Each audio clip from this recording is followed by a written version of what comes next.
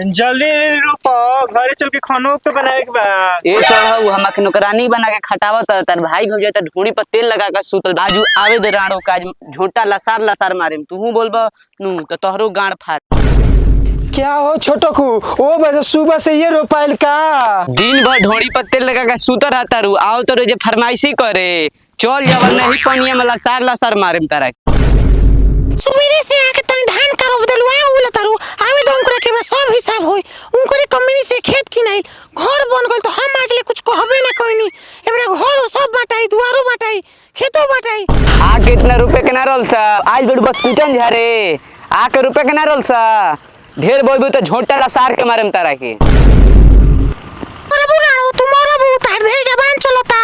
एक मेरे भतार के बोलवा के तो दोनों मर्द में के गान में बांस करवा देतन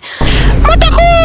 रे मुटका कहां बड़ा सरे बाप बेटा गड़ा और मुंह से मुंह तो से गड़ा तेरे सो ए मारे के होता है खेत में आओ जल्दी का भइल बारे में क्या बोल रहा बड़ा सरे बाप बेटा ई दोनों मर्द में हमरा के खेत में मारे के कहता सो तो के मुंह तो से गड़ा तेरे सो जो बुला के लेके आओ अपने बाप के आई चचा रोक बाबू के बोला के लिए और चाचा के संगे चाचियों के गांड फड़ाई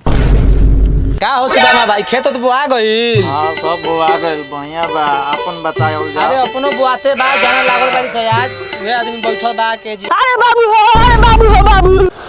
अरे बाबू हो बाबू है जब बैठ के हमर पकाल का बाल उखाड़ता लो का भइल बारे मोटका हने माई के गांड फले बार सन चाचा चचिया कौन हो चल तो अभी देखल जाओ चल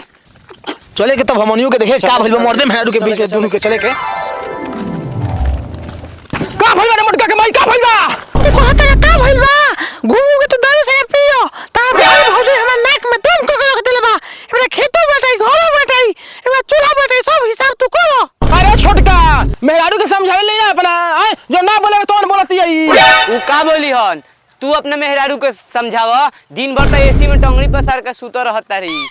उ का बोली हन उ तो मऊ घुमल फिरे रहा हमास जोन फरियागा फरियावा मरद तो मऊ गवन जोन फरियागा हमास फरियावा अरे उ मऊ घो हम न मऊ भाई भे छोटला आ न फरियाई सब जाई फरियाई जी संभाल के जाई हम ही का समझाओ तन हे राणो के समझा आज ई राणो के ना छोड़े मार हम आज ही का मुंह आए मेरे राणो ए बेला काटो नो अरे छोड़ मगर आज छेरे का ना